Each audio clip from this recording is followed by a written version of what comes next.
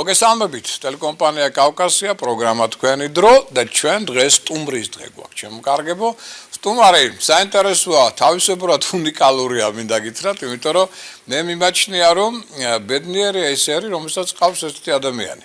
Რატო ამას ახლა ვეცდები რომ აგიხსნათ და ტრადიციულად ესეთი ადამიანები ნაკლებად დაფასებულები არიან საერთოდ სოფლიოში, მათ შორის ჩვენთან განსაკუთრებით. ეს არის სამწუხარო რეალობა. მე მინდა წარმოგიდგინოთ ადამიანს, რომელსაც პრინციპში კარგად იცნობთ, ალბათ, იმიტომ რომ ტელეკომპანია კავკასიის სტუმარი ხშირად იყო იგი, მაგრამ ცოტა თემატიკა ქონდა ცოტა სხვანაირი იქ და ჩვენთან გვექნება ახლა ცოტა სხვანაირი და მე მინდა ამ კუთხით გაგაცნოთ.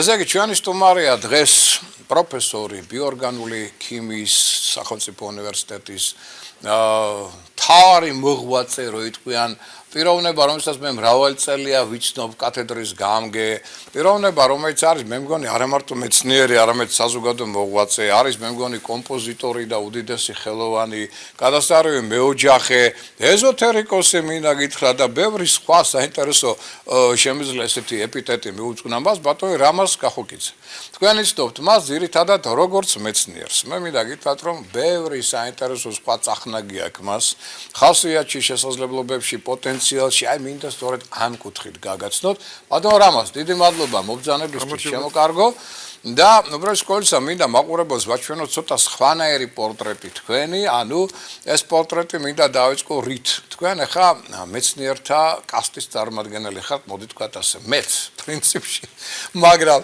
მე ცოტა გადახვეული ვარ ესეთ ეზოთერულ სფეროში ასტროლოგიაში აი მე მინდა თქვენ ზუსტად დავიწყო ეს ჩვენი გადაცემა ამ კითხვით თქვენი აზრი როგორც მეცნიერის როგორც პიროვნების და შემდგომ ასტროლოგიაზე რა სიტყვით რა არის ეს ცრუ მეცნიერება ეზოთერული მეცნიერება თუ რა არის დიდი მადლობა მოწვევისთვის პირველ რიგში მოგესალმებით მაყურებელს მივესალმები თქვენ იმდენის ჩამოთვალეთ ახლა პროფესიები მართალია მე ახლა გოეთეს ვერ შევედრები 13 სპეციალობა ქონდა მაგრამ კიდე ახალი სპეციალობაც მომანიჭეთ ეზოთერიკოსობა მე აქ ვარ აბსოლუტურად დილეტანტი და ვეცდები მომავალში რა თქმა უნდა მეცნიერული თვალსაზრისით გავერკვე და მხარში დაგიდგეთ ამ მიმართულებითაც ეზოთერულ ნაწილებს ჩვენ გავაცნოთ ეს ალბათ გქონდათ ჩემთვის ცოტა უცხოა ეს უცხო როგორც მეცნიერისთვის პიროვნულად კი არა მეცნიერება იცით როგორ თქვა მტრულად უყურებდა თავის დროს იყო გენეტიკას მიიჩნევდნენ ცრუმეცნიერებად კიბერნეტიკას მიიჩნევდნენ ცრუმეცნიერებად მაგრამ მის თავში იყო იმას ვარეგონა ისა ჩემი ოპონენტი სადოქტორო დისერტაციისა იყო იური ჟდანოვი სტალინის სიძე და მას მოყოლილი აქვს შესანიშნავად იცოდაო სტალინმა ერთის და მეორეს პასიც მაგრამ იმ დროს ეს საჭირო იყო როდესაც მუშათა და გლეხობა მიიღო ეს მართვის უფლება რა იქ შეუძლებელი იყო გეთქვა შენ გენეტიკა ეგ მეფის შთამომავალი და ასე შემდეგ კიბერნეტიკა როდესაც შენ მოუწოდებდი ხალხს რომ ადამიანია ყველაფრის შემოქმედი და ამ დროს ადამიანის მიერ შექმნილი მანქანა შეუძლია შენზე მეტი გააკეთოს ხო ეს იმ დროიდანი პოლიტიკური ტრიუკები იყო ასე ვთქვათ და რა თქმა უნდა აი ასტროლოგიასაც აი ასეთივე ბედი ეწია მე ვიტყვი რომ ეს არის ალბათ ყველაზე მეცნიერებამდელი პირველი ასე ვთქვათ მოღვაწეობა ადამიანისა ჯერ კიდე მეცნიერება სიტყვა არ არსებობდა ხო სადღა მეცნიერება ადამიანი პირველი იჯდა პირველყოფილი და უყურებდა ცას რა ხდებოდა იქ და თან ყველაზე დიდი მეცნიერი ვინ არის გლეხი შემოქმედი გეორგიოს რომლის პირშო ჩვენ ვართ ხო ის უყურებდა ცას ხედავდა აი ხვალ კარგი ამინდი იქნება ხვალ თესვა შეიძლება ხვალ წვიმა მოვა და ჩვენი სინოპტიკოსები ალბათ ბევრად ამ წინასწარმეტყველურ ტექნიკაზე ბევრად ჩამორჩებიან ამას ეს არის მთელი ხელოვნება იცით მეცნიერება მე გაჩნდა მე არისტოტელემ ფიზიკა ბუნებას ნიშნავს ძველბერძნულად უწოდა ალბათ ყველაფერია ფიზიკა ყველა მეცნიერება მე დაიყო მე მოხდა დიფერენციაცია და ამან ეს აუცილებელი იყო მაგრამ მე ძალიან ცუდი ჩვენ დავკარგეთ სამყაროს ერთიანი აღქმის ასეთი უნარი ხო ეხლა პირიქით ინტეგრაციული პროცესები მიდის აი თქვენ ჩემი კოლეგა ხართ პროფესორი ბიოქიმიკოსი და არაერთხელ ჩვენ მოგვისმენია ერთმანეთისთვის სიმპოზიუმებზე თუ სხვადასხვა ლექციები და კარგად მოგეხსენებათ რომ ქიმიაც დაიქსახსა ხო ეხლა სამი ძირითად დარგად კრისტალიზდა ეს არის არორგანული ქიმია, ორგანული ქიმია და ბიოქიმია იმიტომ რომ ადრე ბიოქიმია როგორც დამხმარე დარგი ბიოლოგიის აღწერილობითი გასაგებია მაგრამ როდესაც ეხლა ყველაფერს მართავს ატომურ-მოლეკულური დონე კიდე კვანტური დონე ამიტომ აი ეს ორი დიდი დარგის გარეშე შეუძლებელია ჩვენ სამყაროზე და სიცოცხლეზე ვიმსჯელოთ ესა ქიმია და ფიზიკა აი ნობელის პრემიების 99% ბიოლოგიაში ვის აქვთ ფიზიკოს ან ქიმიკოს ან კიბერნეტიკოს ეხლა კარგო ძალიან საინტერესო თემას მივადგეთ თქვენ ახლა ახსენეთ სიტყვა ქიმია ჯერ მე პასუხი არ გამისცია ცნობეცნიერება თუ კარგით მაშინ გავცეთ იცით რა არის აი ენციკლოპედიაში მე ახლა არ ვიცი მაგრამ როგორც მახსოვს ასტროლოგია ეს როგორც სრულ მოძღვრებად მიიჩნეოდა. ალბათ დღესაც ალმაცირად უყურებს სამეცნიერო წრეები ამას. ესე იგი ასტროლოგია ეს არის სრულ მეცნიერება როგორც ამბობენ და ოფიციალურად წერდნენ ეს არის აი ესეთი სრულ მოძღვრება რომლის თანახმად შესაძლებელია ცალზე ნათობთა განლაგების მიხედვით ადამიანის ან საზოგადოების ბედის წინასწარმეტყველება. და თქო უნდა ეს ცოტა ცილდება მეცნიერულ ასე ვთქვათ ტერმინოლოგიას. მაგრამ უყურეთ ჩვენ თუ ამ ტერმინოლოგიურ შესწავლებას შევიტანთ და ასე ჩამოვაყალიბოთ. ეს თქვენი აზრით მაინტერესებს, რომ ასტროლოგია არის მეცნიერება, რომელიც შეისწავლის ადამიანის და კოსმოსის რითმების ურთიერთკავშირს. შეისწავლის ადამიანის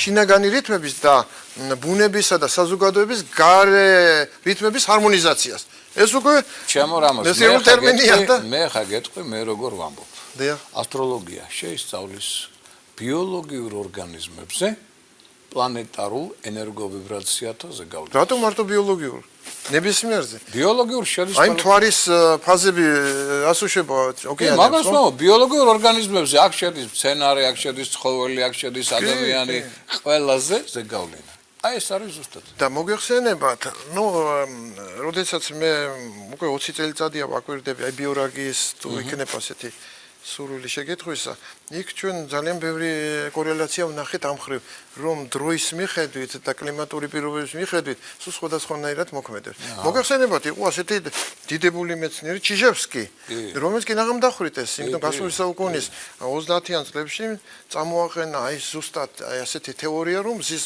აფეთქებები და სხვადასხვა მოქმედებს ადამიანის ჯანმრთელობაზე, ომებზეც კი და ასე შემდეგ. და დღეს უკვე დადასტურებულია ექსპერიმენტები და ამას ეწოდება ჰელიობიოლოგია, სრულად ახალი მიმართულება. ასე რომ მეცნიერება იცით რა არის, ეს კონსერვატული დარგია. არა ისეთი კონსერვატული, როგორც მედიცინა, ეს საშინელი კონსერვატულია, მაგრამ მეცნიერება არის კონსერვატული, იყო დრო, როცა ადამიანს წვავდნენ, ხო?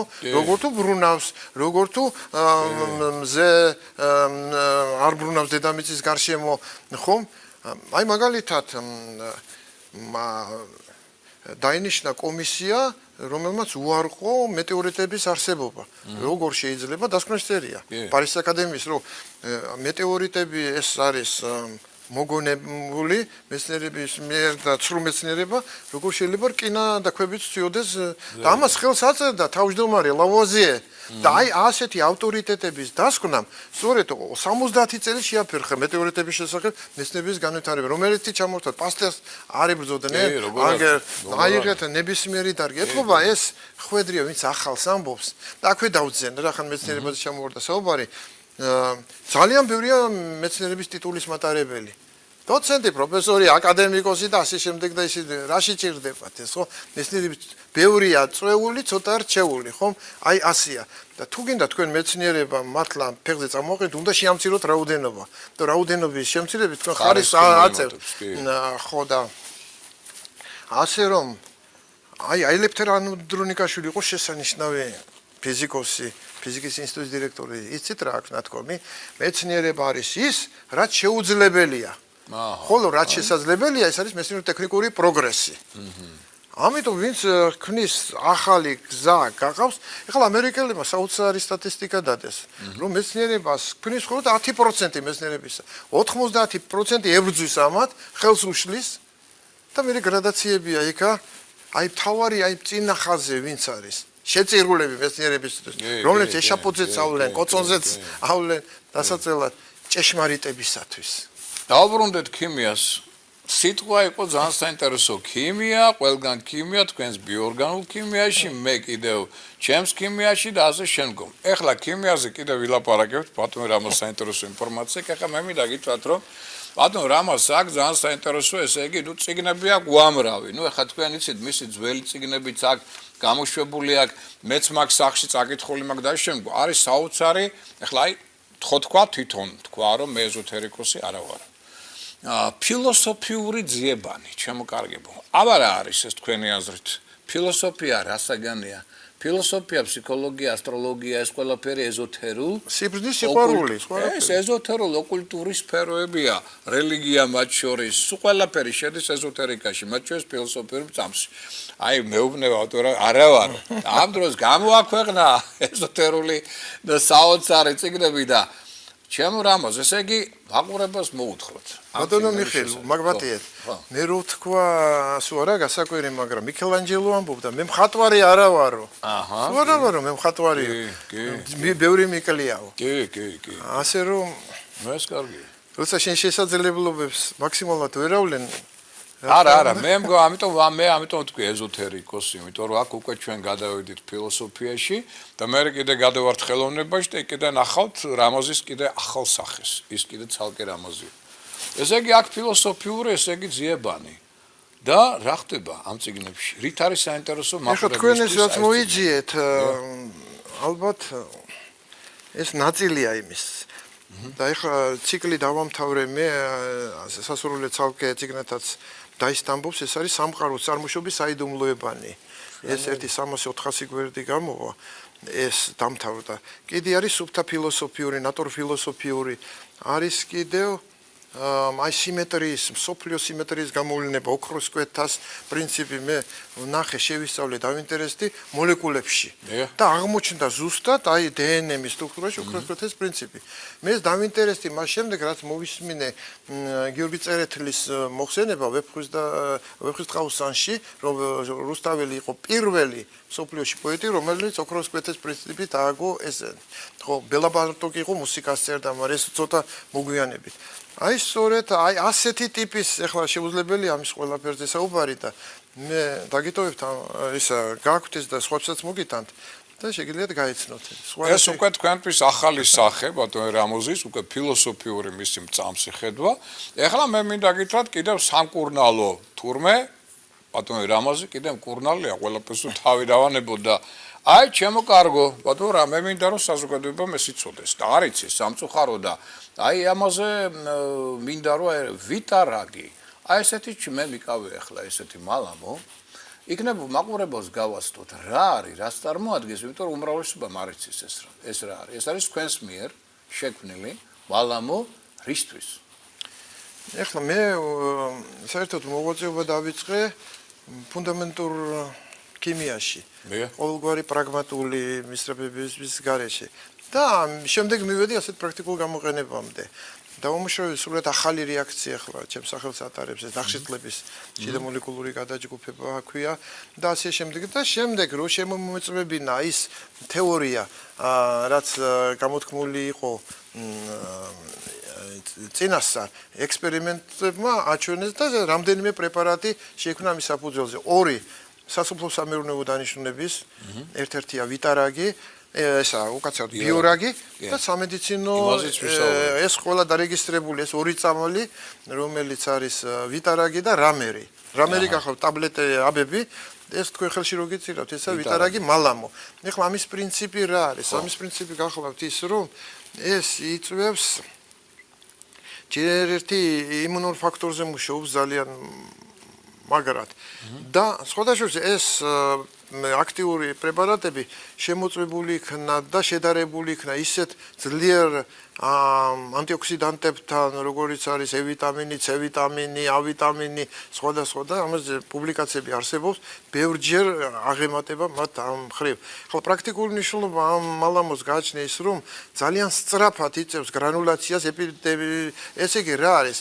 რომ ძალიან სწრაფად აღადგენს ახალი უჯრედების წარმოქმნას უწყობს ხელს და ეს კიდე გამოიხატება იმით, რომ დამწრობის დროს ძალიან სწრაფად ხდება აღდგენა უჯრედების, ჭრილობის დროს ძალიან სწრაფად და რაც შეეხება ისეთი დაავადებები, როგორც არის ჰემოროი 4 დღე, შეიძლება 4-5 დღე საქმე ბუასილი, დიახ. შემდგომ წითელი ქარზე თითქმის 100%-იანი განკურნება.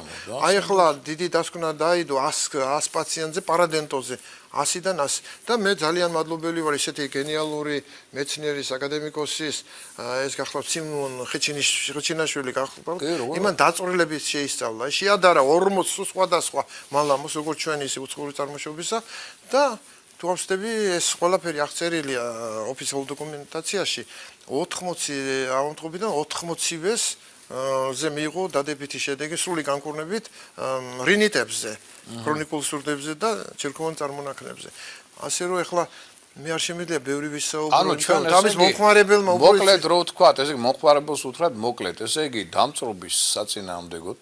ჩვეულებრივ ესეთი ბევრია, მაგრამ ამ ფუნქციასაც ბუასილის დროს, წითელი ქარი, პარადენტოზი და ძალიან უწყობს ხელს პროფილაქტიკას გრიპის. თუ ყოველდღიურად თქვენ გადაყლაპაც ძალიან სასურველია ყელის ანთების დროს, ხო? თუნდაც კბილის ტკივილის დროს სტომატოლოგები, გინეკოლოგიაში ძალიან ვინც იცის ხმარობს და მე ვიტყვი რომ რამდენიმე ექიმი ამას განუწყვეტლივ ხმარობს ნიუ-იორკში და ხმარობს საბერძნეთში, ათენში, რამდენიმე ექიმი. აქ ქიმია ყველაფერი, მაგრამ ეს ნატურალური, ბუნებრივი. ანუ ნატურალური. არავითარი სინთეზური არ არის იქ. ესე იგი არავითარი სხვა ეფექტები არ აქვს ამას. ეფექტი არა დადგენილი, იმიტომ რომ ეს ის არის, რომელიც ჩვენ საკვებშიც კი შედის, მაგრამ თქვენ იქიდან იზოლაციას რო აკეთებთ, იმას მოაცილებთ იმ ბალას, უკვე როცა თქვენ ფლობთ ქიმიური ხელოვნების ტექნიკას, უკვე რა თქმა უნდა, ის ეფექტი შეგიძლიათ გაზარდოთ 2-ჯერ, 3-ჯერ. ესე იგი, აი ეს შემოკარგებო, ესე იგი შეგვიძლია გამოვიყენოთ, იყიდება და შვენიერია, იმიტომ რომ ხა გრიპის პროფილაქტიკის კუთხით, იმუნიტეტის ამაღლების კუთხით, ანტივირუსული პროცესების ჩაწყრობის კუთხით, მე მგონი, საუკეთესოა, ხო? ესე იგი, აქ კიდე ესე იგი ერთი ფუნქცია ბატონი რამაზის, ესე იგი აქ უკვე სამკურნალო მედიცინის სფეროა და ეხლა რადგან ჩვენ ესე იგი შევეხეთ, კიდე აღვნიშნეთ, აქ ჩვენ გვაქვს ესე იგი ეს ვიტარაგი და აღვნიშნეთ კიდე მეორე, ხო? ასეთივე ნიშნავანი რამ, რომელსაც უკვე ვიყენებთ სოფლის მეურნეობაში და შემდგომ ბიორაგი. ხო? აი ახლა ეს ბიორაგი იქნებ გავაგებინოთ. ძალიან მოკლედ გეტყვით, ამაზე გამოქვეყნდა 3 მონოგრაფია. დიახ. და ახლა რამდენიმე თვის წინ დაისტამბა ჩემი მოხსენება, სტენოგრამა. და სხვათა შორის აქ ვერ მოახერხე გამოცემა, ჩამოვიდნენ აფრიკიდან და 100,000 ტირაჟი დაბეჭდეს. წარმოიდგინეთ. აფრიკაში? აფრიკაში დაბეჭდეს, სოფლიოში უნდა გავავრცელოთო ინგლისურ ქართულ ენებზე. მოგართმევთ თუ არა გაქვთ და სადაც აღწერილია დეკლარაციურად ამისი 15 დისერტაცია დაცული. მევენახეობაში, თხილის წარმოებაში, ერთწლიან კულტურებში ხორბალში და ასე შემდეგ. ეხლა რას აკეთებს ეს ბიორაგი? ეს ბიორაგი არის სრულიად ახალი თაობის წარმომადგენელი და ჩვენ შემოვიტანეთ ასეთი ტერმინი ბიოენერგოაქტივატორი. ეს არ არის ტრადიციული გაგებით სტიმულატორი. თქვენ შეიძლება მოახდინოთ რაღაცა პარამეტრის სტიმულაცია და მიიღოთ უარყოფითი ეფექტი. მაგალითად, ყველაზე ძლიერი სტიმულატორი არის რადიაცია. მაგრამ ვისრათ უნდა ასეთი? არა, აი ფოთლები და გოგრები გახსოვთ ჩერნობილის შემდეგ იზრდებოდა. მაგრამ ის ნაყოფი სამწუხაროდ შემოდიოდა ჩვენთან. მოგილევსკის ოლქიდან ხორცი შემოვიდა 1000 ტონობით. აი მაშინ მე ძალიან კრიტიკული გარშე მე მგონი დაილეკა ჩვენთან კიდევ წამოსული იქენ აღრუბელი. ეს იქიდან რადიონუკლიდები, ცეზიუმი, სტრონციუმი, კიდე ამ საკვებში და მე ასეთ იმას მიყენებდნენ ოპონენტები პრეტენზიას რომ აი ჩვენ გავსინჯეთ არ არის რადიაცია. მე მეგონები რადიაციის სულ არ არის აუცილებელი. რადიაცია შეიძლება იყოს თუ რადიონუკლიდი ჯდება შიგდა ის გენერატორის როლს ასრულებს. მაგრამ თუ მუდმივი დასხივების ქვეშ არის, ეს არის საშიში. თვითონ რადიაცია კი არ არის საშიში. რადიატიული სხივებით გამოწვეული ქიმიური დესტრუქცია. ამ დროს რა ხდება? ყველა ვიტამინი, ამინმჟავა და ასე შემდეგ დაშლა ხდება და წარმოიქმნება თავისუფალი რადიკალები. და სწორედ ანალიზი რო გავაკეთებინე, так, თავისუფალი რადიკალები სავსე აღმოჩნდა, ერთი უგემური დაშლილი არავითარი სამკურნალო თვისება ამ ბიორგანიზმებისა. და ეს ასე რომ სტიმულატორი შეიძლება ძალიან უარყოფითი ისიც იყოს. ამიტომ ჩვენ უწოდეთ ამას ბიოენერგო აქტივატორი. ახლა რას აკეთებს ეს? აი ნაწილობრივ ამ დისერტაციებში ეს აღწერილია, რომ ძალიან აძლიერებს ფოტოსინთეზს. მოგეხსენებათ ფოტოსინთეზის გარეშე. მანდ გაქვთ ხო თქვენ მგონი სადღაც გიდევთ ეს ბიორაგი თუ არა? არა, ეს მოგიტანეთ თქვენ საჩუქრა. ავილებს დაასხეთ. ვაჩვენოთ. ეს 1 litrში გახსენეთ. ვაჩვენოთ 1 litrში იხსნება. არა, ეს კუსტარულად მე გადმოგისხე. არა, კი, მაგრამ ნუ მაინც ხა წარმოდგენა გქონდეთ დაახლოებით რომ არის ესეთი ნაერთი, ხო, ესეთი უფერული და 1 litrში 10 გრამი იხსნება 1 litrში. 10 გრამი 1 litrში. და შემდეგ ამით მუშავდება სათესი სარგავი მასალა, თესლი, ჩითილი, კალამი, ნერგი, ეს ყველაზე საუკეთესო, მაგრამ თუ არის ახლა მრავალწლიანი კულტურები, მაგალითად ვენახი. იქ უნდა ჩაუსხათ ფესვებში. და მერე სასურველია მაისის პირველ დეკადაში შეასხუროთ. მაგალითად, ჩვენი დიდი მეგობარი კლასიკოსი ოტი იოსელიანი მარტო ასხურებდა. და საოცარი შედეგები კილოგრამამდე ღებულობდა იმას ვენახს ყურძენს ტევას და პირდაპირ შემოდიოდა და სხვებმოც გაიმეორეს ეს ასე რომ ეს უნდა დამუშავდეს ადრე გაზაფხულზე სანამ მცენარეს რო გაიღვიძებს აი მაშინ ესე იგი ფოტოსინთეზს აძლიერებს თქვენ კარგად მოგეხსენებათ როგორც ბიოქიმიკოსს რომ ეს ფოტოსინთეზი არის მკვდარი ბუნების გაცოცხლება მზის ენერგიის მატერიალიზაცია ხდება არაცოცხალი ნივთიერებებისგან, ნახშირორ წყლისგან, ღებულობთ გლუკოზას, ხო? ეხლა რა როგორ ეს შორს აგვიყვანს ჩვენ?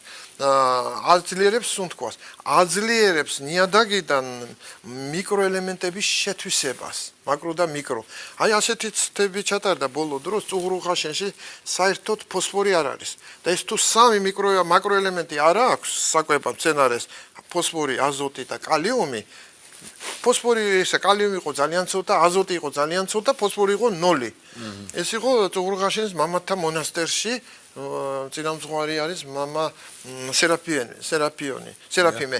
ხო და იქ ჩატარდა ეს მრევლმა შესანიშნავად ეს გააკეთა ანალიზები. ესე იგი მოდიოდა 500 კილოგრამი 600 მეტი არა, ხორბალი ჰექტარზე. აი ამ ბიორაგის დამუშავების შედეგად ყოველგვარი სასუქი შეტანის გარეშე მიიღეს 5-6 ტონა. 5 ტონა მინიმუმ. ესე იგი რა გამოდის? გააკეთეს ხელმეორედ ანალიზი, მოიმატა აზოტმა, მოიმატა კალიუმმა და ფოსფორი 0-დან გახდა 0.6. ხო, მეორე წელს, როგორც გურულები აკეთებენ, კიდე მატულობს. ესე იგი, ამ შემთხვევაში ჩვენ შეგვიძლია მიწის რესტრუქტურიზაცია გავაკეთოთ, ხო, გამოიფიტა.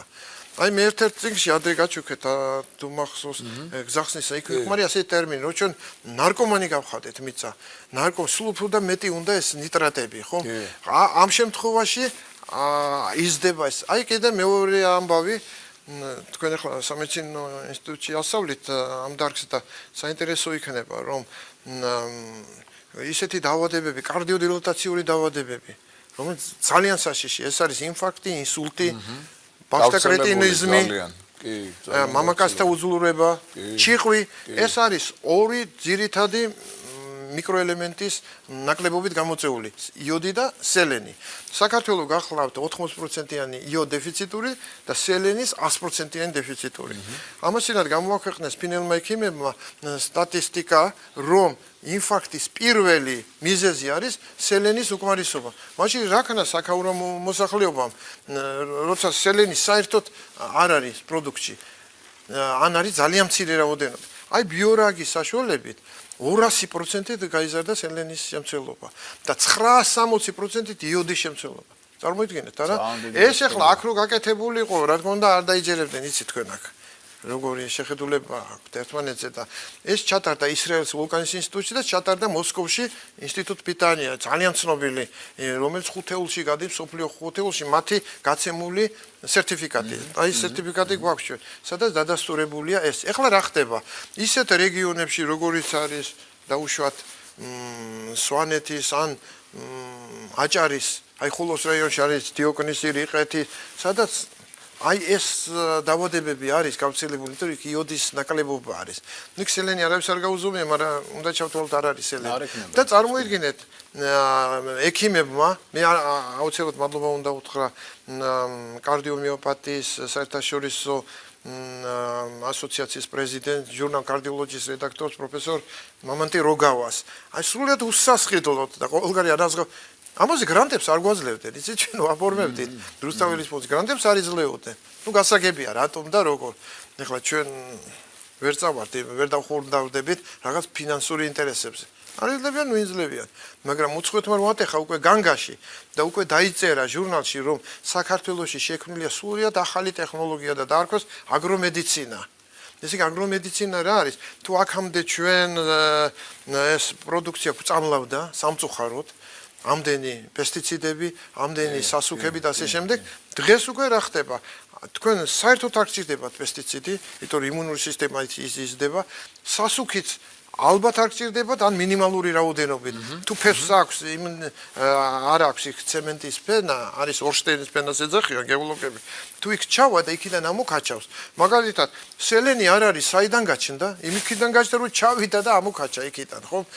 და მაშინ გამოდის რომ ეს შეიძლება სამკურნალო გახდეს. და ეს სწორედ აი ექიმთა ამ ჯგუფმა შესანიშნავი 2 თუ 3 წლიანი აძლევდნენ აი ბიორაგით მოყვანილ სიმინს მოსახლეობას და საერთოდ შეწყდა ეს დაავადებები კარდიოდილატაციური. ასე რომ ამას პროფილაქტიკური მნიშვნელობაც აქვს.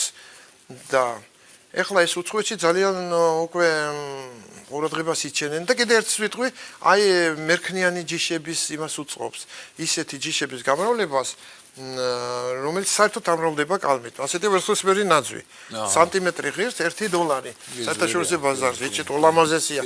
ხოთაშორის მავზეუმის კრემლის წინ ეს აბელენუკიძემ ჩაიტანა. ზემო რაჭიდან იქ არის სკადისი სოფელი. აი ამბროლარუს რაიონიდან იქიდან მიქონდა. მაგრამ ამას ერთი უბედურება ჰქონდა, რომ რადგან თესლით იყო გამრავლებული, ფერს დაკარგავდა. უნდა ამოეთხარათ.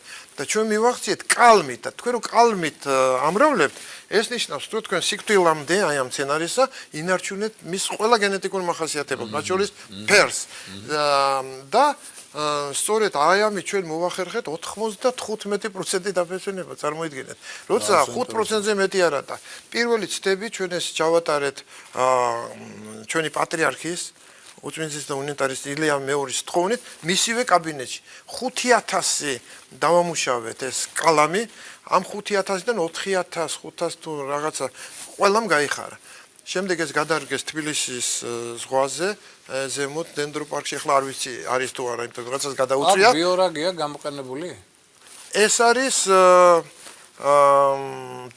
ისა ბზა ხო, რომელიც მთლიანად ხმება, აი ბიორაგი ეს გააკეთა პროფესორმა შოთა ჩხეიძემ, სტუდენტები გამოიყვანა, იქ არის აგროსაინჟინრო ფაკულტეტი გაიხსნა ტექნიკურ უნივერსიტეტში. და რამდენიმე ხე იყო აი მარცხენა რო არის. ის არის მარჯვენა ერთი კვირის შემდეგ აყვავებული და გაცოცხლებული. ამას თვითონ პროფესორი შოთა ჩხეიძე, რომელიც გახლავთ ნატოს ექსპერტი საკვების უნელობის დარგში და ტექნიკური უნივერსიტეტის პროფესორი, თვითონ მოიწვიეთ და ალბათ უფრო მეც გეტყვით ამის შესახებ. და მინდა კიდევ ერთი ვთქვა, რომ ჩვენ თხოვნით მოგმართა საგარეო საქმეთა მინისტრმა იტალიისა პოფმა, რომ იქნება ერთი ცალი გვაჩუქოთ ვერცხლისფერი ნაძვი დიდი პატივიაო. და მე მახსოვს ეს რამდენიმე ათეული წლის წინ წავიღეთ მე და ბატონმა თედო ჯაფარიძემ და საჩუქრად 200 ცალი ეს ძირით დავრგეთ და იმ განაშენიანების ზოლს დაერქვა თბილისის ხეივანი. იმდენად დიდი იყო და მოულოდნელი იყო ეს მათთვის ეს საჩუქარი. ხო. აი მოკლედ ეხლა ხო ხარისხზე მოგახსენეთ თქვენ, მაგალითად შაქარში თითქმის 100%-ით ჩვენთან თუ 10 ფიქსირდება 12 შაქრიანობა შაქრის ჭარხალში ავიდა 21-მდე. ჩვენ მიწვეული ვიყავით ლუკაშენკოს თხოვნით ბელარუსში, იქაც ჩავატარეთ, იქაც დაფიქსირდა 21 ირანშიც ახლა მოვიდა, რომ იქაც 21-მდე ეს წარმოუდგენელი. ჩვენი სახელმწიფო ინტერესდება ამით? ჩვენი სახელმწიფო დღემდე არ ინტერესდება. აბსოლუტურად. აბსოლუტურად, მაგრამ წარმოიდგინეთ, მოხდა რაღაცა საოცარი გადატეხა, მე და შესანიშნავა ბეჭ დაუდებელმა ფალავანმა რომან რურუამ, რომელიც ასეთი მსოფლიოში არ არსებობს ადამიანი, რომ ბეჭი არავის არ დაუდვია. და მივედით პრემიერ-მინისტრთან და აი პრემიერ-მინისტრის მართლაც განათლებული პიროვნების შეხვედრის შემდეგ რადიკალურად შეიცვალა. აი ჩვენი საუბრის შემდეგ პრემიერ-მინისტრმა შემოიტანა ტერმინი მწვანე ეკონომიკა. ეხლა კიდე ზედმეტი ღირებული დღგ-ს რო ეძახიან, იქიდან განთავისუფლდა ასეთი ბიოლოგიური პროდუქტების მოყვანა. ასე რომ სასიკეთო ძველი ნამდვილად არის. და მე მადლობას ვუხდი ბატონ მამუკა ბახტაძეს, რომ აი ეს ყველაფერი მე მეგონა ის ან ქიმიკოსი ან ბიოლოგია ისე აიღო ალგო. ესე იგი ვაგრძელებთ საუბარს ბატონ რამაზ გახოკიძესთან. არ ვიცი რა დავარქვა, მეცნიერი, მკვლევარი, პედაგოგი, საზოგადო მოღვაწე. ეზოთერიკოს ჯერ არა ვარ.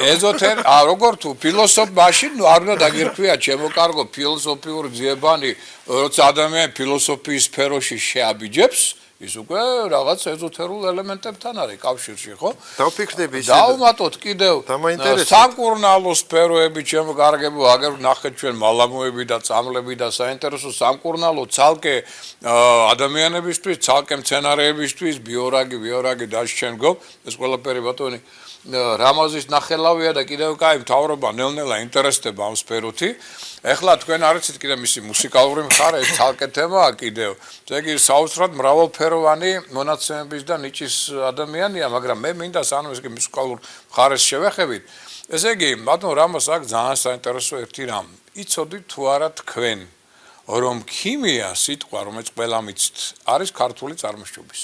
რას გვეტყვით ბატონ რამაზ? მეც არ ვიცოდი, მაგრამ 2 თუ 3 წლის წინ, როცა არაგვის პირას ვისვენებდი, წავიკითხე შალვა ნუცუბიძის პირველი ტომი მე მგონი თუ მეორე ქართული ფილოსოფიური აზროვნების ისტორია. და იქ ასეთი რაღაც ამოვიკითხე, რომ აი ძველად, აი მის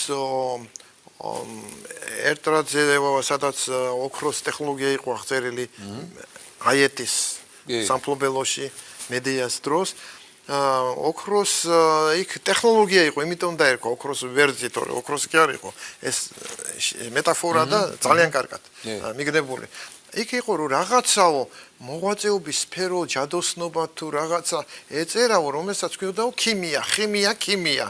ხო და ეს ის პერიოდია, როცა მეცნიერება სიტყვა არ არსებობს, ეს ის პერიოდია, როცა ფილოსოფია არ არსებობს, ეს ის პერიოდია, როცა ბერძენიერი არ არსებობს, წარმოიდგინეთ რა დროს არის ეს. ნუ ეხლა ბატონი შალვა გენიალური პიროვნება იყო, იცით, ქართული რენესანსის ფუძემდებელი მსოფლიოში. ეს ცალკე თემაა, იცით? ეხლა დნმ-ით დადგინდა, რომ პირველი ევროპელები ქართველები არიან. ეს მე ავტორებს შევხვდი მალტაზე და მთელი ეს პაკეტი მომწეს გენეტიკური ეს საოცრება. მაგრამ აქ ვერ მოვასწრებ, თუ გინდათ სხვა შეკითხვაში. დიახ.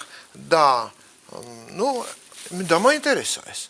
ეხლა თქვენ როგორც ქიმიკოსი ძალიან კარგად იცით, რომ მე-4 საუკუნეში ჩნდება ეს ტერმინი, მიაწერენ ვინმე ზოსიმეს, ჩვენ წინათაღრიცხვის, რომ ეს ძველ ეგვიპტური ტერმინია, ნიშნავს შავ მიწას თუ შავ მაგიას, რაღაც ასე ისე და ეხლა წარმოიდგინეთ, რამდენი 1000 წლის წინ გადავდივართ, ხო, ადრე. ესე ქიმია, ეს არის სუფთა, მე მოახერხე ასეთი ანალიზის ჩატარება ენაც მეცნიერული, რომ ეს არის ძველი კოლხური სიტყვა. ქიმინუა ნიშნავს კეთებას. რისი კეთებას? აი მე ჩნდება ეს არის ხელოვნება თუ რაღაც მოღვაწეობა ადამიანის რაღაც შესაძლებლობებისა, რომ მიიღონ კეთილშობილი მეტალები. აი ამის ქმნის კეთების ესა. მე მოვედი და ნუ ამას ადასტურებ თვითონ პრაქტიკაც, ხო? ეხლა თუ შენ არა გაქვს ფილოსოფია, არა გაქვს აზროვნება, მე მოდის პრაქტიკა, ხო? ხარ შეიძლება და უცბად ოქრო მიეღოთ. მეტალურგიის ქვეყანა ვართ, ხარ შეიძლება უცბად მიეღოთ. ამიტომ არის ის ნაპოვნი, რო ვიძახეთ 5000 წლით. მე მყავს შესანიშნავი დოქტორანტი. აი ხა მადლობას ვეუბნები. იშვიათი რომ პროფესორი მადლობას უხდიდეს თავის დოქტორანტს. ეს არის გურანდუხ ტავკოფაშვილი, რომელიც ცხოვრობს სოფელ ბალიჩში, აი სწორედ საღდრისის ტერიტორიაზე, იქ არის და ერთ-ერთი ხელმძღვანელი იყო ამერიკელი ძალიან ცნობილი ჯორჯიას უნივერსიტეტის რექტორი, ესა პროფესორი ლაბორატორიის გამგე და გონგაძე და მე ვიყავით საქართველოსთან ფიზიკოსი ალიკო კონგაძე და მე გავხდით და მე მივეცი ეს თემა სამუშაოდ რომ აი ბიორაგის გავლენა შეესწავლა აი იმ ეპიცენტრში სადაც ყველაზე დიდი იქ ძალიან ბევრი სიმსივნეები ჭერთ ხო იცით რატო იცით ოქროს ჯერთი ოქროს იღებენ ღია კარიერული წესით ეს არ შეიძლება ღია კარიერული წესი რას ნიშნავს იქ თანამდევი მეტალები მოყვება კადმიუმი ტყვია და ასე შემდეგ და ეს არის კანცეროგენები შემდეგ ციანიდი თქვენ იცით ალბათ რომ ოქროს პირველი ტექნოლოგია პეტროგრადიანს ეკუთვნის და ამ ციანიდური აი ამ მეთოდით მუშავდება იქ და როდესაც აი ამ დოქტორანტმა დაამუშავა შაქრის ჭარხალზე მივეცინეს თუ ჩურებული შაქრის ჭარხალზე დაამუშავა ბიორაგით აი ეპიცენტრში წარმოიდგინეთ რომ შიგ არ იქ ხო ნაპოვნი ესე იგი დასაშვებ დოზაზე ბევრად ნაკლები კადმიუმი როცა ასეთი რამე არ ხდება პირიქით აგროვებს მე ეს ძალიან ხო გახმიანდა ეს არა და ერთ-ერთმა რუსულმა ჟურნალმა ძალიან სკეპტიკურად ახსერა ეს ამბავი ნუ არ უთქვიათ აფერისტები ვართ მაგრამ დაუჯერებლად ჩამოვიდნენ დუბნაში თქვენცი დუბნარის სოფლიო ცენტრი ამ ერთი ორი ნობელიანტი ყავთ იქ ახალი ელემენტების აღმოჩენები ხო წაიღეს იქა არის ფრონტასიევა ასეთი შესანიშნავი სოფლიო მეცნიერი ფრანკის ლაბორატორიის გამგე სადაც უნიკალური აპარატურა დგას ჩვენ ახლა ატომური აცორცით რაღაც ზომავთ ისიც არასწორად და წარმოიდგინეთ ლაზერული და მასსპექტრომეტრული და სუთანამედროვე აპარატურით ხდება ეს არის ცენტრი სწორედ გარემოს დაბინძურების შემსწავლელი უახლესი აპარატურით გაიმეორეს ეს იგივე დაამტკიცეს უღონთ უფრო წინ წავიდნენ მათ რა გააკეთეს აიღეს ჩერნობილის ფონი სადაც დამატებით შეიტანეს ეს რადიონუკლიდები დათესეს და არ იყო ნაპოვნი და გამოაქვეყნეს შესანიშნავი სტატია ჟურნალ აგროხიმია გასული წლის სადაც ეს ყველაფერი აღწერილია მათ არაფერი არ დაუმალიათ უფრო მეტი ეფექტი დაწერეს ვიდრე ჩვენ გქონდათ მე ეს გოგონა ამერიკაში რო წავიდა იქ სადოქტოროსთვის ჭირდებოდა ეს კიდე გამეორება იქაც იგივე მონაცემები მიიღო მან და წარმოიდგინეთ მე კიდევ რაღაცა ზედმეტი დავალებები მივეცი მას ეს არ იყო მის სადისერტაციო ინტერესი კერძოდ რა ხო არ შეიძლება ოქროს გენეტიკა წარმომავლობაზე ვიმსჯელოთ და ნამდვილად შეიძლება და რატომ? იმიტომ რომ ყველა საბადოს აქვს თავისი მეხსიერება. ეს მეხსიერება რაში გამოიხატება? ნუ აი აქ რო ამოდის ოქრო, ეს თანამდევი მეტალები, ოსმიუმი, კადმიუმი, ტყვია, ის პროპორციული შედგენილობა სულ სხვა ვიდრე აფრიკაში. სხვათა შორის თვლიან რომ აფრიკაა პირველი ოქროს სამშობლო, ხო? მერე ეგვიპტე. აღმოჩნდა საქართველოა. აი, როდესაც მე ეგვიპტეში ვიყავი მოხსენებაზე იქა, ნუ კაც არ გამომატანა ის. სურათი კი გადამაღებინეს. მაგრამ წარმოიდგინეთ, მე მივაკვლიე იქ ოქროსში ზუსტად არის ქართული ოქროს კვალი, იცით? ესე იგი ეს ნიშნავს 1000 წლით მინიმუმ მაინც. ანუ 500 წლით ადრე ვიდრე აფრიკული ოქრო გამოდის მართლა სამშობლოა საქართველოს ეს ხო და ეხლა ლაზერული ტექნიკით ეს ჩატარებული იქნა საფრანგეთში მე შევხვდი ამ მეცნიერებს მალტაზე მითხევს ეს ჩვენ დავამტკიცეთო უკვე და აი წარმოიდგინეთ აი რამდენი შესაძლებლობები იკვეთება კიდე ნუ ეს რას მოაყოლე არ ვიცი ქიმიას და ხო ესე ქიმია ეს ნამდვილად მეჭვი არ მეპარება ეს არის კოლხური წარმოშობით იმიტომ რომ ჩვენ თავი საქართველოს ხორბლის ქვეყანა, მეტალურგიის ქვეყანა, ოქროს ქვეყანა, ფუტკრის ქვეყანა, პოლიფონიური მუსიკის ქვეყანა და ქიმიის ქვეყანა. ხო და აღმოჩნდა ხო? როგორ მოახერხებდი რომ სოფლიოში არ არის მეტალურგია ქართულმა შექმნა? ისე დაჯდა? ჯერ ხო თეორია ექნება. ეს იგი ლოგიკურათაც და აი ასეთი ლინგვისტიკური ძიებითაც ეს ოზეთოს მე ამის შესახებ მქონდა საუბარი უწმინდესთან მზანდებოდა ჩვენი სახელოვანი მეცნიერი ბატონი აკადემიკოს თამაზ გამყრელიძე და სხვა აკადემიკოსები და მე უთხარი ასე და წინააღმდეგ არავის არ გამოვლენია იმიტომ რომ ერთია როცა დარგის სპეციალისტი ასაბუთებს ახლა ფილოლოგი ამას აი შალვან უცუბიძემ გაუარა ამ გზას ქიმია ახსენა და მორჩა ესე აქ საჭირო იყო თქვენ მე ან სხვა რომ მაშინ მე დაინტერესებული ხომ იმ დროს ქიმია რას ნიშნავს ეხლა შემოკარგებო კიდე ერთი პორტრეტი რამაზ გახუკიძის უკვე მუსიკალური პორტრეტი მინდა გითხრათ კიდე ერთი საოცარი რამ ყოველივე ამასთან ერთად რაც ჩვენ საუბრობთ ესე იგი ბატონ რამაზ აქვს კომპოზიცია მუსიკალური კომპოზიცია რომლის მოსმენის შემდეგ ჰიპერტონიკებს ანუ ვისაც აქვს მაღალი წნევა წნევა ეცემა და ჩამოდის ნორმაზე.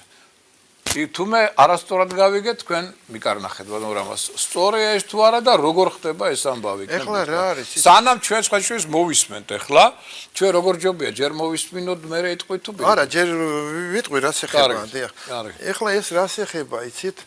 თქვენ როგორც ბიოქიმიკოსი დღემდე ისწავლება ნივთიერებათა ცვლა. კი. ნუ გასაგებია ნივთიერებათა ცვლა. მაგრამ მე როდის იყო ჯერ კიდევ ახალ 21 წლიდან უკვე ლექტორი ვარ. შევიტანეჭვი, ნივთიერებათა ცვლა კი არა, ენერგიების ცვლა. ნივთიერება არის მატარებელი ენერგია. მერე არა ბატონო, არის კიდე სხვა რაღაცა. ესა ინფორმაცია. აი ტრიადა შეიკრა, თავარი არის ინფორმაცია. თქვენ შეგიძლიათ საერთოდ არ გქონდეთ ნივთიერება და ინფორმაცია იყოს. ინფორმაცია არ გვხვდება. იმიტომ ეს საერთო ინფორმაციონ ენერგეტიკულ იმაში ვცხოვრობ. სამყარო ასია მოწყობილი. იმიტომ ინფორმაციული სამყაროს მართავს ინფორმაცია. ასია. ეხლა აქ შეიძლება ძალიან ბევრი საინტერესო ფაქტის მოყვანა, მაგრამ მე ვილაპარაკებ აი კონკრეტულზე ამ მუსიკალურ ნაწარმოებზე.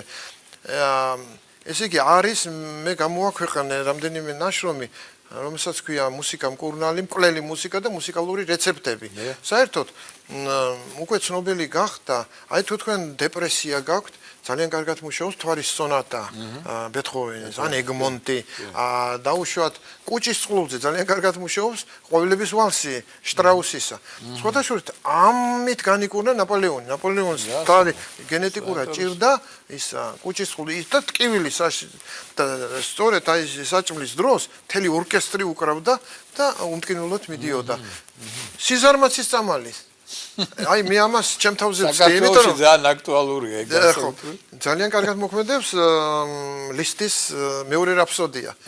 აი საგვარისი ეს დაუკრა მეძინება, მეზარება, იმ დღეს შემიძლია ყველაფერი გავაკეთო. ეს ვინმე შეისწავლა? შეისწავლა, ეს ჩემი კვლევა არ არის.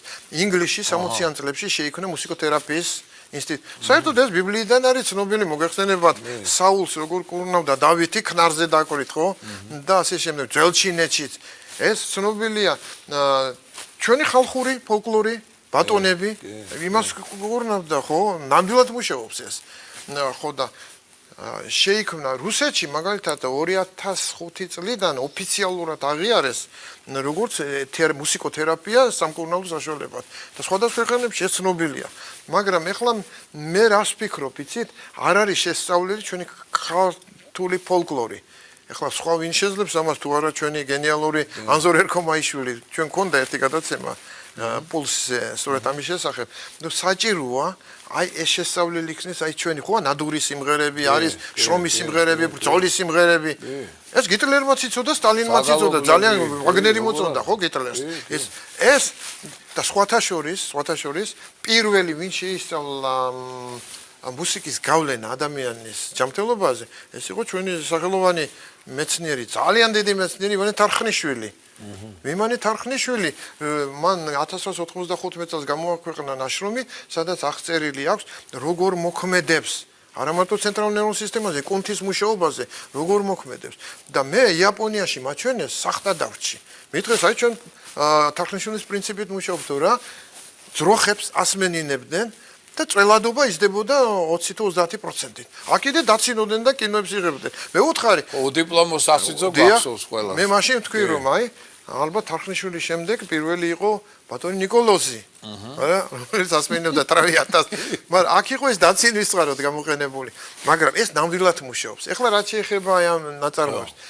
ეხლა თქვენ რომ მოისმენთ, ეს არის ნაწარმოები თქვენია? ჩემი არის სავიოლინო კონცერტი არის სამნაწილიანი.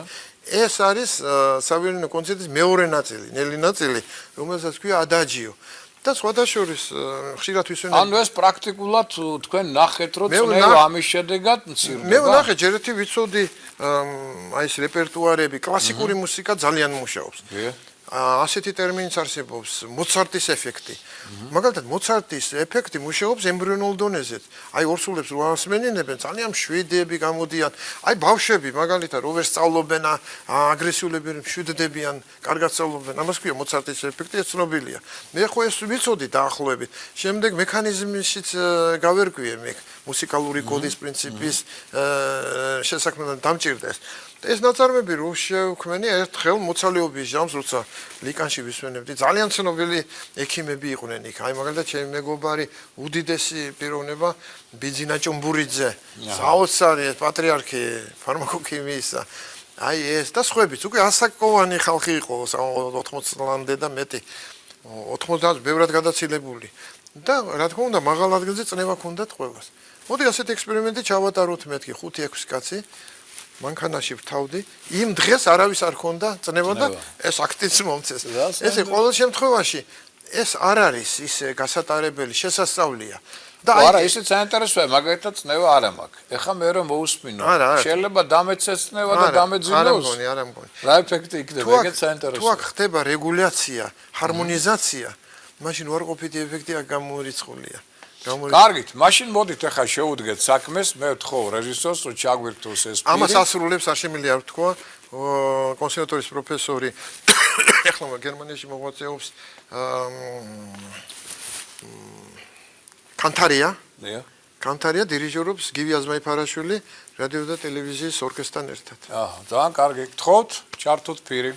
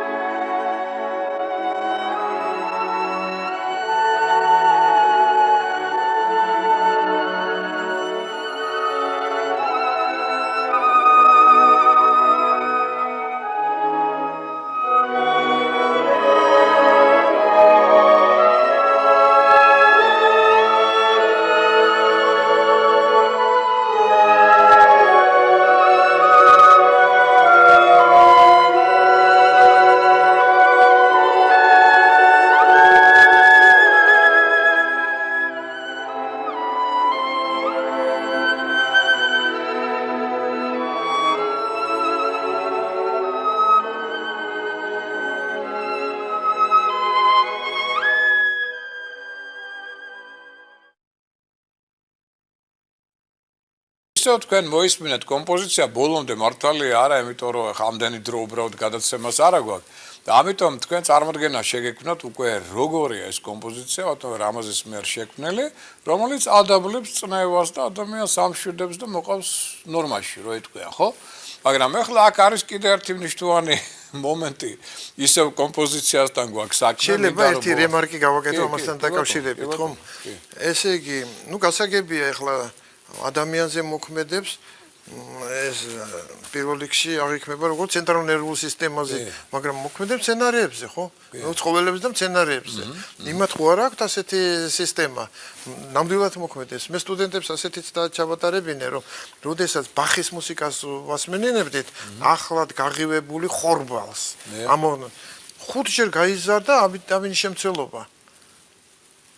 C ვიტამინის და სხვა სასარგებლო ნივთიერებებისა. და როცა როკ მუსიკა მოასმენე, დაიწყო ჭკნობა. ესე იგი, აქ უკვე სულ სხვა კონტურ დონეზე ჩავდივარ და არავით არის ჩვენ რო გონი. მოკლედ ინფორმაცია აქ არის რა. ინფორმაცია მართავს ყველაფერს ამ სამყაროში. უკაცრავად. ძალიან საინტერესოა, პირიქით, ძალიან საინტერესოა. ესე იგი, ჩემოკარგებო, ეხლა აქ ბატონ რამას აქ კიდევ საინტერესო ესეთი ცილის კოდი. აი თუ გსმენიათ არ ვიცი, აი სწორედ ბატონ რამაზი ფუგა, ხო ცილის ფუგა ბუდის ვიხდი, ესე იგი რა არის ეს ცილის ფუგა? ეხლა გაგვიგია ფუგები, ვინც მუსიკასთან დაკავშირებულა. აი რას ნიშნავს ცილის ფუგა ეს შეერთება? ეხლა რატო დავარქვი ეს სახელი ცილის ფუგა? რომ თუ მუსიკა ასე მუშაობს, ნუ ფიზიოლოგიურად ეს თარხნიშნულმა დაადგინა, უცხოელებას დაადგინას. ეხლა მთავარია რა ხდება, ხო, მექანიზმია მთავარი. და მექანიზმის შესწავლით იწყება მეცნიერება. ის ან სწორია, ან არ არის სწორი, ან მოვადრო ვიღაცა შეასწორებს. როგორც მოხდა ნიუტონის შემთხვევაში, ხო? უკვე ნიუტონის კანონები ვერ ხსნის ამას, იმიტომ უკვე კვანტური კანონები შეიქმნა ახალი ასახსნელად. მიკროსამყაროსი და მე ვნახე ასეთი რაღაცა. მე მგონი სტუდენტი ვიყავი თუ ასპირანტი, ძალიან მაინტერესებდა ეს სოფლიო ჰარმონიის გამოვლინება. გავეცანი ლეონარდო და ვინჩის შესანიშნავ ტრაქტატებს და ასე შემდეგ, რომ ყველაფერს უდევს სიმეტრიის და ჰარმონიის კანონი. აი შვიდობის პრინციპი, პითაგორადან მოდის 7 დღე, 7 პლანეტა, 7 ფერი, 7 ბგერა. მაგრამ ალტერნაციის ნიშნებით დიეზი ბემოლი 21 გამოდის, ხო? ნახე, ამდენივეა ამინომჟავა, რომელიც ცილას წარმოქმნის. 20. არა, მე ვიძახი 20 კი არა 21-ია და მართლა ამასინად აღმოჩნდა 21. ეს არის ამინ ლიმონმჟავა.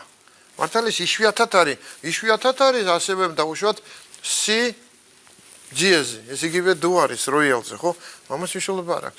და გავშიფრე ერთ-ერთი ცილის ფრაგმენტი. ეს იყო 70-იანი წლები, შეიძლება უფრო ადრე, როდესაც ცილის სტრუქტურები არ იყო დადგენილი. არ არსებობდა ეს აპარატურა, სტრუქტურა ძალიან რთული იყო. წარმოიდგინეთ, პირველი ცილა რო გაშიფრა კაცმა, სენჯერმა ნობელის პრემია მიიღო, ეს იყო ინსულინი. ყველაზე მარტივ წარმოიდგინეთ. და მე ავიღე მსხვილფეხარქოსანის საქონლის ცილა ფრაგმენტი ისიც.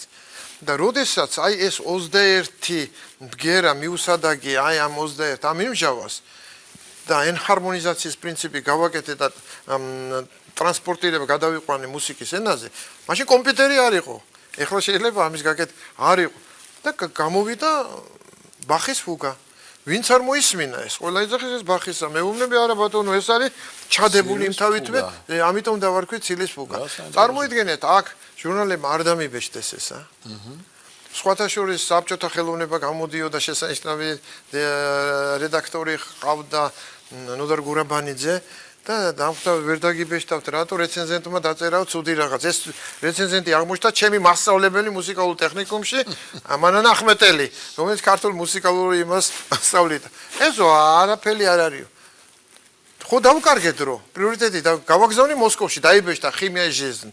გავაგზავნე ლონდონში, დაიბეჭდა. კიდე კაი რო დაიბეჭდა ესა. ეხლა პრინციპი რა არის ამისი? ამის პრინციპი ის არის, რომ მუსიკალური კოდი ასახავს ყველა იმ ინფორმაციას, რაც თქვენში იმთავითვე დაბადებამდეა უკვე ჩადებული. ნუ გენეტიკური კოდიც ეს არის, მაგრამ გენეტიკური კოდი შემდეგ იშლება, კვდება. გენი რა არის ეს ელემენტები რა, ნახშირბადი, წყალბადი, აზოტი, ფოსფორი, მორჩა. ჟანგბადი. მაგრამ ეს არის ველი, ჩვენ ტალღურ ინფორმაციაზე გადავდივართ, მუსიკალური ეს არასოდეს არის პოპა, ხო? ეს მარადიულია. ეხლა მე ვწერდი მაშინ რომ ამას პრაქტიკულ მნიშვნელობას უნდა ქონდეს. კერძოდ რა, როდესაც სამსახურში აკრავთ თქვენ ადამიანი. იქ მუსიკალური დაქტილოსკოპია დავარქი, აი ეს თუ არ არის და ეს ჰარმონიაში არ არის ერთმანეთთან, სუჩხუბი იქნება. ან მეუღლეების წინათ ალბათ მომავალში სისხლის ჯგუფთან ერთად უნდა შეიწერო შენი მუსიკალური გემოვნების კოდი, ხო, რა. თუ მაგალითად თქვენია ჩაკურულო იმისი არის მძიმერუკი, არასოდეს თქვენი ტანდემია. ამიტომ ძალიან საინტერესოა. ეხლა მე როგორ თქვენ მეცნიერს ამას გთხოვთ. აი იმ ბიორიტმებზე, რომელიც სამყაროს და ჩვენ ვაკავშირებთ ამას, ხო?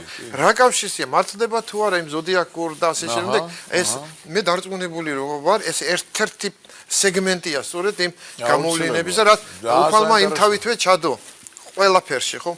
აი ეს არის პრინციპში და წარმოიდგინეთ რომ ამერიკელებმა განაცხადი განაკეთეს მემბრანარუში შეხვიდეთ რომ მათ აღმოაჩინეს ეს მილიარდი დოლარი გამოყვეს იაპონელები და ამერიკელები იძახენ ჩვენ აღმოაჩინეთ ამ დროს მე 3,000 წლით ადრე ეხლა მე მჭირდება ეხლა ისეთი პიროვნებები ახალგაზრდები ვინც მოვლენ და ინტერესდებიან და ამ პრიორიტეტს მაინც აღუდგენ რომ ეს ქართულია ნუ ქართულია იმ ქართულისა რომელიც სოფლიოს მიცა პოლიფონიური მუსიკა და იცით რატო გაუშვეს იქ ჩაკურულო ეს ტრავინსკიმ თქვა ამისთან რამე მე არ მინახიაო და ქართულ სიმღერა 80 წლის რო არ ვიყო ამაზე ავაგებდიოთ ეს ტრავინსკი 21 საუკუნის გენიოსი და მუსიკალური აზროვნების ფუძემდებელი თანამედროვე აი ამიტომ შეიქმნა ეს და სხვათა შორის მე მქონდა ბედნიერება იმ უნივერსიტეტში სადაც მე დოქტორანტურაში ვაკეთებდი სადისერტაციო ნაშრომს შევხვდი პირადად ნილ ამსტრონგს და მან მითხრა რომ აი შენი ხათრითო გაუშვითო კი მადლობელი ვარ მეთქი მაგრამ ხო ვიცი საიდან მოდიოდა სხვათა შორის ჩვენ მე ერთად ვიყავით NASA-ში და 1976 წელია და დავესწარი სწორედ იმ ტექნოლოგიას როგორ გაუშვეს მაგრამ ახლა ამის დრო არ არის ჩემო რამაზ, ესე იგი მე ერთ-ერთი მინდა ახლა ჩვენ მოვისმენთ აი ამ სწორედ რამაზის მიერ შექმნილ ფუგას. არა, ჩემი არ არის, ეს ბუნებაში დევს. და საქონლის ცილა. ეხლა წარმოიდგინეთ, თქვენი ცილა შეიძლება შენ გადმოიტანე ხო და გვიჩვენე როგორ შეიძლება სანგის ფორმით აღვიქვათ, ხო? ხო, მე ჩემი არ არის შექმნილი. ეხლა ვინ ასრულებს ამას? ძალიან მოკლედ ასრულებს. მუსიკოსი ვებხვაძე. ესე იგი თხოვ რეჟისორს რომ ჩაგვირთოს ცილის ფუგა.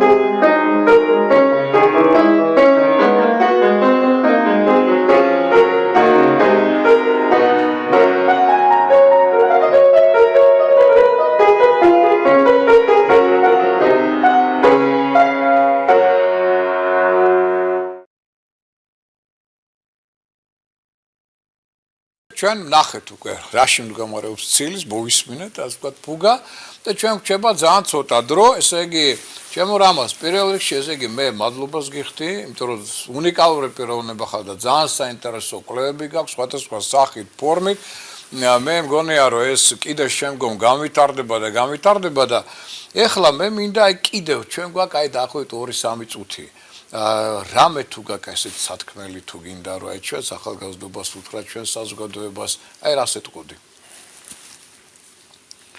მე შემიძლია თქვა რომ მე 3000 წლებში აუცილებელია მეცნიერული კონცეფციების გადახედვა და ახალი პარადიგმების შემოტანა და ნუ რა თქმა უნდა პირველ რიგში ეს ეხება კოსმოლოგიას მე ასე ვიტყვი რომ კოსმოლოგია რომელიც აერთიანებს ასტრონომიას, ასტროლოგიას, ფილოსოფიას, რას თქვენ ბრძანეთ, არა?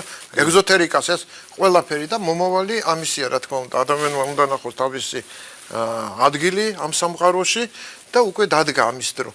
მე ძალიან ბევრი შემეძლო მეთქვა ძალიან საინტერესო სტეპის შესახებ, რომლის მოწმე გახლავართ ისეთი გენიალური პიროვნების ლაბორატორიაში, ესა ივერი ფრანგიშვილი, რომელიც გახლავართ მართლაც ჩვენ ვილაპარაკებთ, კიდე გვექნება გადაცემა. იქ საოცარი სტეპი, აი ტალღურ გენეტიკაზეა საუბარი, იქ მუშაობდნენ გარეაევი, აკიმოვი, აი ეს ცნობილები, ვინც ამ დარგში, კაზნაჩეევი, გოჯი გულიაევ, აი ამათმა საოცარი რაღაც ისეთი რამეებია იქ შექმნილი, რომ ჯერ ქრესტომატიაში არ შედის, ვერ რჩევა.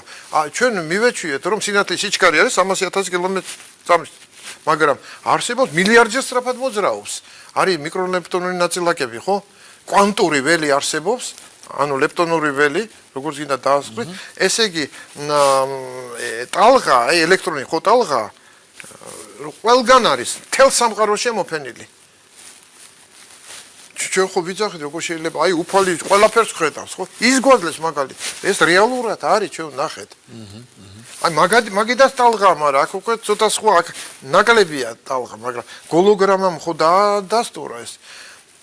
და სხვათა შორის, ამის შესახებ მე მოგიყვებით, ამას წინათ გაშიფრეს 4000 წლის წინანდელი საუბარი ეგვიპტის პირამიდებში. აღადგინეს. იმიტომ ის მდგრადი ტალღა იქ რჩება, ჯერჯერობით მოახერხეს ხმის ჩაწერა. ფარაონების და იმის ხო ქურუმების საუბრობდნენ ფარაონის დასაფლავებაზე, იმიტომ ძალიან ეგვიპტური იყო. მაგრამ ვიზუალიზაცია არ ხდება და აი ვიზუალიზაცია მალე მოხერხდება. და ჩვენ მოწმე გავხდებით, თუ რა თქმა უნდა, ავყვებით ამ ტემპს მსოფლიო პროგრესისა, რომ რუსთაველის, თამარ მეფის, დავით აღმაშენებლის პორტრეტსაც, მის გამონათქვამებს ეს არ იკარგება. ეს ველი არის მუდმივი. აი მუსიკალური კოდის პრინციპი სწორედ ეს არის. არ იკარგება ჩვენი მუსიკა. და აი ამ მუსიკალური ურთიერთობით თქვენ შეგიძლიათ ურთიერთოდ ვისანაც გნებავთ.